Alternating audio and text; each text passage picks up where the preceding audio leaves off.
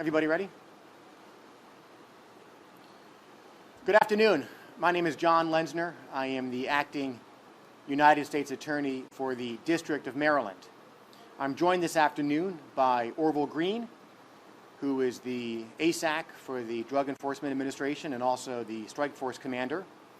We're also joined by Tom Carr, who is the Executive Director of HIDA. We are joined by Gary McElhaney, the Assistant Secretary for the Maryland Department of Public Safety and Correctional Services.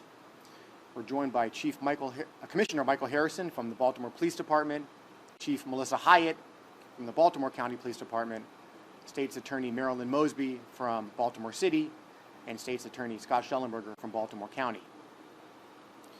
We are here today to announce at the Baltimore Strike Force an indictment against 11 wholesale drug distributors who were selling large quantities of dangerous drugs throughout Baltimore. Our goal with this indictment is to take down the upper echelon of dealers who are fueling the drug market and feeding addiction in our communities. On July 29th of this year, a grand jury in Baltimore returned an indictment charging Ronald White and 10 other wholesale distributors with participating in a conspiracy to import and distribute bulk quantities of fentanyl, heroin, cocaine, and other dangerous drugs. Over the past week, all 11 of the defendants have had their initial appearances, and the 11-count indictment has been unsealed. I should note that this is an indictment. It contains allegations, and all defendants are presumed innocent until their guilt is proven in court. As alleged in the new indictment, most of these defendants sold bulk quantities of illegal narcotics to other drug dealers in Baltimore.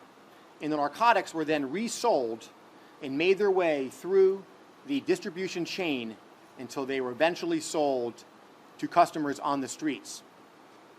In the context of the narcotics market in Baltimore, these defendants were closer to the upper echelon of dealers. All 11 of these defendants are charged in the conspiracy that's described in count 1 of the indictment. The defendants worked together buying and selling fentanyl and other drugs, which they processed and packaged in locations throughout Baltimore. In counts 2 through 11, individual defendants are charged with specific violations of narcotics and firearms possession, which stem from search warrants that were executed on April 29th and April 30th of this year in locations throughout Baltimore and Washington, D.C. For example, Kyle Page is charged in count 5 with possession of cocaine that he intended to sell, and he's charged in count 6 with possession of an M4 carbine rifle that he possessed in furtherance of his drug business. Ronald White, who allegedly sold bulk quantities to other dealers, is charged in counts 8 and 9 with possession of fentanyl and cocaine that he intended to sell. All of these defendants are alleged to be significant players in the narcotics trade that has plagued this city for too long. This was a strike force investigation that began in April of 2020 and involved all of the tools of our proactive gang investigations: wiretaps, undercover buys, surveillance, and search warrants.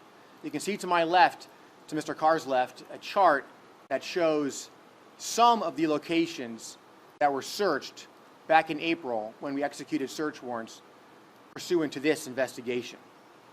Specifically, investigators seized more than 4,000 grams of fentanyl, which is a staggering amount when you consider that just 2 milligrams of fentanyl can be lethal.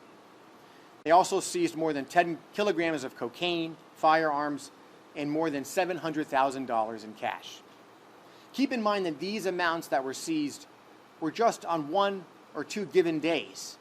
Over the course of the entire conspiracy over months, these defendants were moving large quantities, kilograms, of narcotics. I should note that this is an ongoing investigation and additional charges are possible. I'd like to make 2 points about why cases going after wholesale distributors are important. First, our communities here in Baltimore, like much of the country, are being ravaged by opioids like fentanyl. In Maryland, we are losing close to 2,000 people a year. And in Baltimore City alone in 2020, I think we lost close to 480 people. We must remember that these are not just numbers. These are lives that are cut too short. These are all brothers and sisters, parents and children of members of our community who are gone because of fentanyl overdoses. Second, the excessive amount of violence that we are seeing in Baltimore again this year stems in part from the drug trade. While this indictment does not allege specific acts of violence, we know from many of our cases that many people who deal drugs also possess and use firearms to promote and to protect their drug business. We saw that in the Triple C case that we announced in June, where a gang in East Baltimore was involved in selling drugs and also are alleged to have committed more than 40 homicides and shootings. And in this indictment, there are allegations of defendants possessing guns, including a rifle, in furtherance of drug trafficking. All of us standing here today spend a lot of time focusing on gun violence, and for good reason. But it is also a priority of the strike force to go after individuals and groups who are importing and distributing large quantities of drugs. The case that we are announcing today goes a long way to furthering that mission. And despite concerted efforts by all of our partners, the violence continues in Baltimore. And we're pursuing those who are driving the violence in Baltimore with proactive gang investigations, with our collaborative firearms initiative that we're handling with the State's Attorney's Office in Baltimore and the Attorney General's Office, and through our reentry and prevention efforts in Baltimore, including a job and resource fair that we hosted in July, where more than 250 members of the community participated. The investigators in our strike force are nimble enough to investigate wholesale dealers like these 11 were charged now, and also to go after the street-level organizations who are sourced and supplied by suppliers like Mr. White and his co-conspirators. This new indictment comes as one of the first strike force cases we charged nears its conclusion. In June of 2019, we charged 25 individuals for their involvement in 2 drug trafficking crews along the Monument Street corridor. That was the Montford crew and OTM. The charges included conspiracy to distribute narcotics, firearms, and money laundering charges. And I can announce that with the guilty plea 2 weeks ago of Malik Williams, 23 of 25 defendants have been convicted in those Monument Street cases. The final defendants are scheduled for trial in November. We focused on Monument Street due to the high levels of drug trafficking and violence in that area. And it is important for the community to know that what happens to these cases, how they actually play out months and years after we bring an indictment. It is also important for the community to know that we are dedicated to seeing these cases through to the end, to make sure that the charged traffickers who are bringing in large quantities are actually being held accountable and seeing time in federal prison. So in conclusion, let me add that the mission of the Baltimore Strike Force is to disrupt and to dismantle the most violent gangs and drug trafficking organizations in the Baltimore metropolitan area. The 2 cases highlighted today, one at its inception, one near its conclusion, reflect how the strike force is leveraging the resources and expertise of its member agencies to go after those who are bringing in large quantities of drugs, like Ronald White and his 10 co-conspirators, as well as street crews like in the Monument Street corridor who are selling those dangerous narcotics to consumers. I'd like to thank the DEA and the strike force groups for their terrific work on these cases. I'd like to thank HIDA for being a terrific partner to the strike force. I'd like to thank the Department of Public Safety and Correctional Services, who had 2 of their investigators in this strike force group handling these cases. I'd like to thank the Baltimore Police Department in the Baltimore County Police Department who also had task force officers in these groups. And I'd also like to thank the Baltimore City and Baltimore County State's Attorney's offices for their collaboration and assistance with at least 2 of the defendants who were initially charged in state court. And I should add that the Baltimore County government is the fiduciary for the strike force, and so we're pleased to have 2 of their officials in Baltimore County here with us today. Let me just finish by giving a special thanks to the investigators who work in the strike force day in and day out. I note that this case that we're announcing today against Ronald White and the other drug suppliers began and completed during the global health pandemic, which really shows their dedication to making Baltimore safer for everyone. I also want to thank AUSA LaRae Everett, who couldn't be here today, who handled this case as well as the Monument Street case. So with that, I'm going to turn it over to Orville Green from the DEA. Thank you, Mr. Lenzner. This investigation exemplifies the outstanding work being done by the Baltimore OCDF Strike Force, and specifically by Strike Force Group 1. We collaborate daily with our law enforcement partners to target violent drug trafficking organizations across the city of Baltimore. Today's charges serve as a great example of the effective partnerships we forged and our commitment to protecting the residents of this great city. These 11 individuals represent the top-tier drug traffickers here in the city of Baltimore. They were responsible for supplying a vast number of drug shops across the city and fueling addiction and violence across the Baltimore metropolitan area. At least 4 of these defendants are repeat offenders who have completed lengthy federal prison sentences prior to being indicted in this investigation. Taking these prolific criminals off our streets is a step towards making Baltimore a safer place. I am grateful for our partnerships with the Maryland Department of Public Safety and Correctional Services, the Baltimore Police Department, Baltimore County Police Department.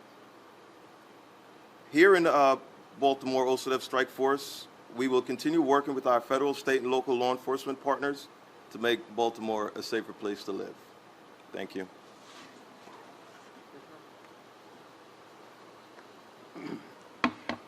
Good afternoon. On behalf of the men and women of the Baltimore Police Department, I'm grateful for our ongoing partnerships, collaboration, and coordination with all of our partners in making Baltimore a safer city. It is collaborative efforts such as this performed by the Baltimore Organized Crime Drug Enforcement Task Force, Strike Force, that allows for the takedown of elaborate organizations that are plaguing our neighborhoods with violence and mayhem.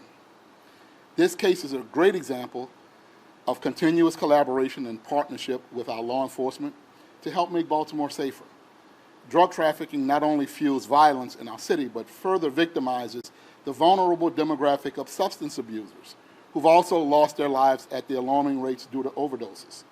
Our department remains focused and steadfast in working with all of our law enforcement partners to target and apprehend the suppliers and those involved in illegal drug distribution and carrying illegal firearms in our city. These indictments send a clear message to those involved in this type of illegal activity. If you make the decision to engage in this type of criminal behavior, we will utilize every resource available and bring the full weight of not only the Baltimore Police Department, but also our federal, state, and local law enforcement partners. So I want to thank the U.S. Attorney's Office and their Project Safe Neighborhoods program in reducing our violent crime and making our neighborhoods safe for everyone. And to all of our partners standing here with me today, our community thanks you for your continued partnership in bringing these individuals to justice and creating a better Baltimore for all. Thank you. Thank you, Commissioner. I think we have time for a couple of questions. How many agents and officers work on this strike force? Orville? Well, there are 7 strike force groups total that encompass all of the federal agencies represented here in the city of Baltimore: ATF, FBI, HSI, DEA, along with our state and local partners, state police, Maryland Department of Public Services,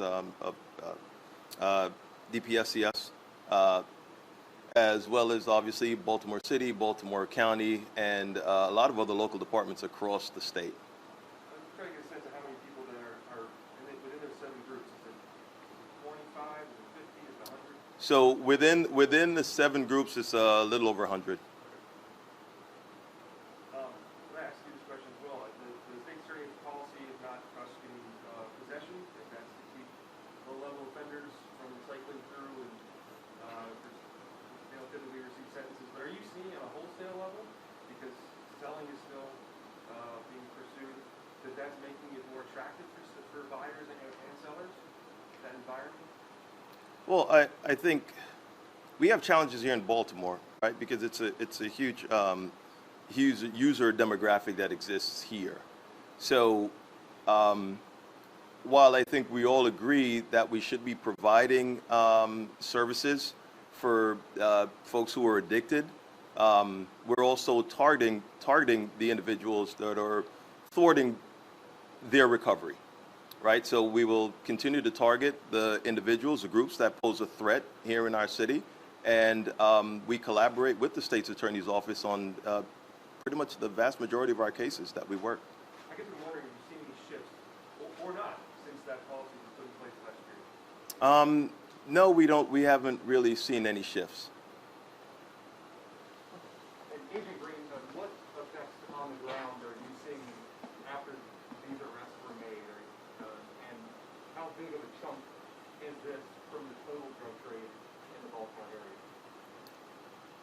Well, we aren't able to sort of quantify a shift. There are numerous wholesale traffickers, like there are numerous retail traffickers in the city of Baltimore, and our strategy is to attack one organization at a time, or as many organizations collectively as we can at a time, and in combination with the Baltimore Police Department and the mayor's office, bringing some of those social programs that's actually going to be able to help us quantify the work that we're doing and the progress that we're making. But what we do here in the Baltimore OCF Strike Force is a small part of overall what it's going to take to make things better in Baltimore. And the U.S. Attorney mentioned that this investigation was throughout the course of the pandemic. What challenges did you run into having a 16-month investigation in the course of the pandemic, whether it be just personnel here in the office or undercover buys? What kind of challenges did the strike force run into? Primarily, it was with coordinating with the courts, with the prosecutor's office. Usually, that's a seamless operation, but now having to make appointments and to coordinate more than we normally would to get arrest warrants, to get search warrants, to get affidavits signed. That was what really made it complicated for us. The men and women in the strike force, the investigators, the law enforcement personnel were here and never took a break during the pandemic. They continued to work, but it was on the coordination side that was what posed a challenge, because it delayed us having to coordinate because of the pandemic. For the U.S. Attorney, I couldn't help but notice the specific goal of this is to disrupt and dismantle the most violent gangs. Both the cases included in this case today do not involve any allegations of violence. Yeah, let me clarify, Justin. So I said the goal, the mission of the Baltimore Strike Force is twofold. It's to stop the violent gangs in Baltimore, as well as disrupt and dismantle the drug trafficking organizations bringing large quantities into Baltimore. So there's 2 prongs. We go after the violent gangs through cases like CCC and NFL, and also cases like the one we're announcing today, as well as Monument Street. Those are the cases where we're focusing on the large quantities of drugs. Look, and as you know, we have some cases where we charge defendants in a conspiracy, and then we're able to go back and prove up some of the homicides and non-fatal shootings. And that just depends on what kind of evidence we can come across.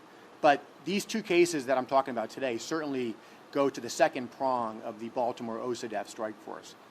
You're not going to be able to answer my next question. I'm going to try anyway. There was a large amount of money seized at an apartment building in Harbor East. Which of these defendants controlled that apartment, that I think it's, it's an ongoing matter, and you know the answer to the question. If I can just make one further point, though, something that when I've talked to members of the strike force, the men and women who actually work here day in and day out, one thing they've shared with me is that they, and many of them have been in law enforcement in Baltimore for many years. Many of them have not seen the level and degree of cooperation and intel sharing that we're seeing in the strike force now, where all of these agencies are sitting together and they're sharing intelligence and sharing information, and they're making connections between cases that we may not have made in the past. And I think that's one of the things that is different today than in prior years, and one of the things that gives us hope despite the very staggering numbers that we're seeing. Okay. Sorry, you mentioned Ronald White a couple times during your remarks. Do you allege he's the lead distributor in this case? Based on what I know at this point, we know that Ronald White is a very significant drug importer and distributor in Baltimore. Sir. I'm curious about the funds and the property that winds up getting brought in by the agencies as you go through the investigation. What happens to all that money and property? Well, we hold on to it during the course of the prosecution, and then at the end of the prosecution, when the evidence is no longer needed, depending on the regulation, some things are disposed. If it's not illegal contraband, and if there's a rightful owner, it could be returned. Some things are forfeited. It really depends on the particular item and how it was used. I was pretty much talking about the money, and say, physical property, cars, things like that. Well, I'm going to have to defer to my colleague, Mr. Green, here about that one. Yeah. So all of that property gets turned over to the U.S. Marshal Service, who handles all the forfeitures, and it goes into an asset forfeiture fund that's then utilized and available to some of the agencies then utilize. But all of that gets processed by the U.S. Marshal Service. Okay. Well, thank you all very much for being here today. We appreciate it. I think Marcy will work with anybody who wants to get B-roll in the strike force. I'm good. It's okay. We'll share.